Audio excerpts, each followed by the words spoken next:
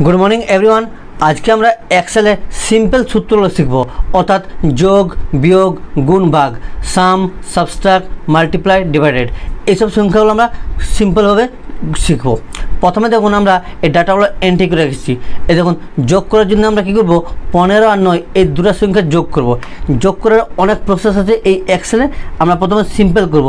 প্রথমে দেখুন লিখলাম, ইকুয়াল সাইন দিলাম, এরপর আমরা উপরের ঘরটা অর্থাৎ 15 যেখানে সেখানে ক্লিক করব, তারপর আমরা প্লাস চিহ্ন দেবো, আবার নিচের ঘরটা ক্লিক করব, এন্টার দিয়ে দেবো। দেখুন এন্টার দেওয়া মাত্র আমার কী আসছে, এই যোগফল চলে আসছে। যোগ করে যদি আরেকটা সিম্পল সূত্র আছে, আমি এটা প্রথম ডিলিট করে দিই।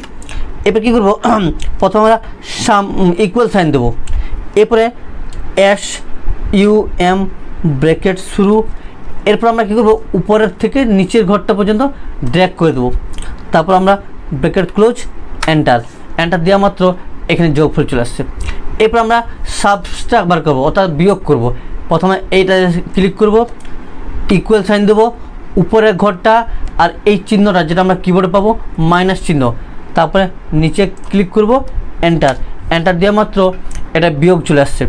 এরপরে গুণ করব, গুণ করার জন্য আমরা এখানে ক্লিক করব, তারপর আমরা প্রথমে ইকুয়াল সাইন দেবো, উপরের ঘরটাতে ক্লিক করব, মাল্টিপ্লাই অর্থাৎ গুণ করার জন্য আমরা এই স্টার চিহ্নটা দেবো, স্টার, দেখুন কিবোর্ডটাতে সেই স্টার চিহ্ন, তারপর আমরা নিচের ঘরটাতে ক্লিক করব, এন্টার দেওয়া মাত্র এই দুটার গুণফল চলে আসছে।